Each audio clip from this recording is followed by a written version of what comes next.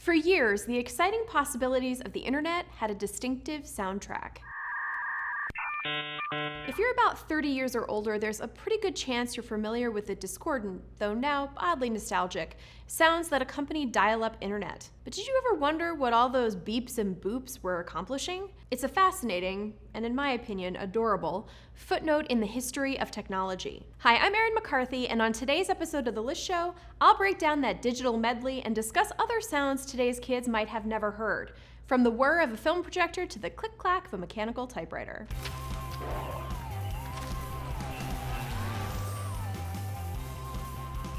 You might very well be using a modem to connect to the internet right now, but it probably doesn't require the kind of audible connection that underpinned dial-up connections. Those now old-fashioned noises were basically the way two different modems could speak to one another.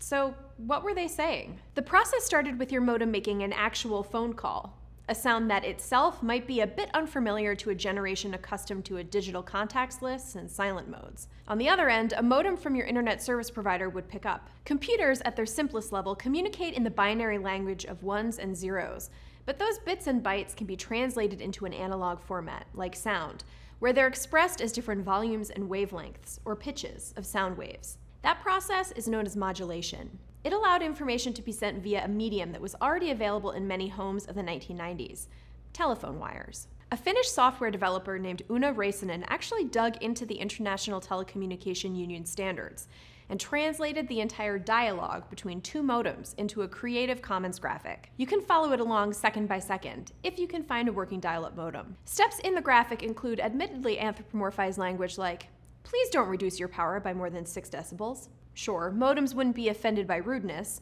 nor do they even speak anything close to English, but as Räisänen told Popular Mechanics, "I thought every rule of etiquette should mandate a level of politeness." Even if a direct translation of the digital communication is, in a way, impossible, the steps necessary to create those early connections were very real. The two modems basically needed to figure out what one another was capable of and engage in some workarounds for piggybacking onto existing telecommunication lines, which had been optimized for users who were a little bit more, human. A little bit of testing ensued, ensuring the connection was viable, and soon you were free to enjoy GeoCities to your heart's content. Once you were online, provided no one picked up the phone, thereby interfering with the modem dialogue I just outlined and kicking you off the internet, you might engage in some AOL Instant Messaging. Long before slipping into the DMs was a familiar phrase, your heart might be sent aflutter by this simple sound.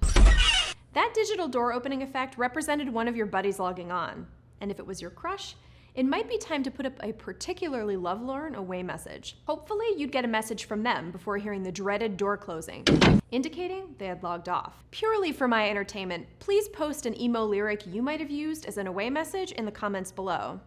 I was 100% a dashboard confessional girl, and I regret nothing. Let's put that AOL CD away. Although, before we do, fun fact, there was a time, according to the company's one-time chief marketing officer, Jan Brandt, that AOL was producing 50% of all CD-ROMs worldwide in an effort to grow their user base. Depending on your age, you may or may not ever have had a rotary phone in your home. I had one in my childhood home, and I can report that it was extremely satisfying to play with the rotary while worrying I might make an actual phone call. Though it might seem inefficient compared to telling a digital assistant, "Call home," the technology behind rotary phones was actually developed to speed things up. Originally, telephone users had to rely on human operators to connect them to people on the other end of the line. With rotary phones, you generally put your finger in a hole and rotate the dial until you got to a defined stopping point. You move your finger and the dial would spring back to its starting point. You'd go to the next number, and so on. Those telephones could translate that mechanical action into electrical signals, so the number 2 might correspond to 2 electrical pulses, for example. Although, oddly enough, that wasn't the case in every country. That series of pulses eventually connected you to the person you were calling. Alman Brown Strohinger received the first patent for rotary phone technology in 1892, and it didn't take long for it to become the industry standard. It remained that way until the 1960s. In 1962, at Seattle's Century 21 exposition, Bell Telephone showcased touch-tone dialing, and soon it had largely supplanted rotary phones. Honestly, the Century 21 exposition was a huge win for Bell all around. In promotional materials, they laid out the next few decades of tech. You'll see machines talking to machines, and the picture phone, which one day may make it possible to display books, clothing, groceries, and even art treasures in your home. That is a 100% hit rate, especially if you count videos of dogs befriending birds as art treasures. If it wasn't clear by now, some kids have probably heard some of the sounds we're discussing today. Anyone who's used a fax machine, for example, has heard a dial-up modem.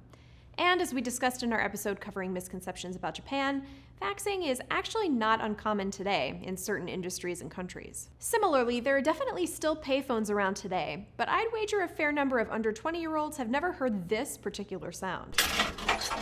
That's the noise a payphone makes as it returns your coin to you. A number of payphone systems were tried out in the late 19th century, but things really took off in the 1900s when pay-first, coin-operated versions started to proliferate. A precursor to the technology involved paying after making your call and basically just operated on the honor system.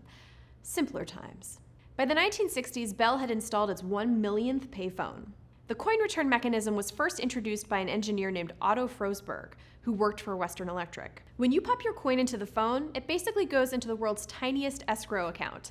In this case, a physical space, where it awaits the result of your attempted phone call. If the call is completed and you aren't owed any change, a tiny battery inside the phone powers a mechanism to send your money into the phone's coin collection box. If the call isn't completed, the coin gets sent down another path to get refunded. There's a certain kind of exaggerated rewind sound effect that today's kids are probably pretty familiar with. I personally have never heard this sound in the wild, though I suppose it does drive home the idea of turning things backwards. The more subtle whir of a VCR rewinding a tape sounds more like this, in my experience. It was obviously the sound of the tape literally being rewound onto the appropriate reel. The disappearance of VHS tapes is actually associated with a 30% decrease in human kindness. Source? I just made that up. The sound of a film projector is a little less subtle than those tapes. Of course, you can still hear it in some cinemas, but today you're much more likely to see a movie via digital projection, to the chagrin of Martin Scorsese and other film-loving cinephiles. The general concept behind film projection is pretty simple. You show the audience a series of still images. Our minds interpret the series of images as movement. People run for their lives from an incoming train and/or learn the correct order with which to use one's utensils from Kathy Bates. Voila! Movie magic. But if you start to think about how the illusion of movement effect is achieved, you'll realize what little marvels of design projectors really are. If you simply ran a film reel in front of a lens with the assistance of a strong light bulb, you would just see a series of blurry images moving vertically past a lens. The solution to this problem is what gives us the distinct sound we associate with film projectors. Even though the film is moving constantly inside the projector, each frame has to appear as a static image, to pause for a brief moment as it gets shown on the screen. An early solution to this problem involved something called a Geneva gear, also called a Geneva mechanism or Geneva drive. It involves a rotating pin occasionally slotting into a groove. This enables simultaneously constant and intermittent motion. The fast clacking sound we associate with film projection came from the rapid, and rather violent, movement of that gear. The movement of the film itself around various sprockets adds the subtle purr that accompanies the mechanical chatter. The ability to advance film frame by frame explains why projected images aren't totally blurry.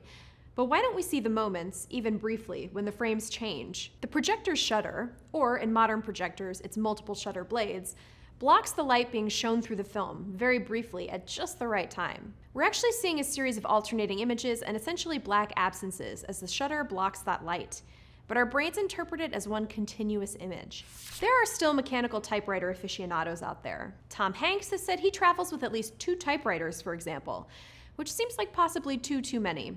But I am definitely not here to rain on the parade of America's dad. As I discussed in a previous video, Cormac McCarthy's light blue Olivetti Litera 32 typewriter sold for over $250,000 back in 2009. For typewriter enthusiasts, the sound of typing up a letter must be a veritable symphony of now rare sounds. You've got the pull of the paper through the rollers as you get started, the signature sound of the letters setting off the hammer up against the ink ribbon, the peppy ding when you get to the end of a line, and perhaps best of all, that satisfying as you pull the carriage back.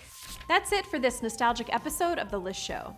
If there's a noise from your childhood that immediately brings you back, let us know in the comments. Thanks for watching.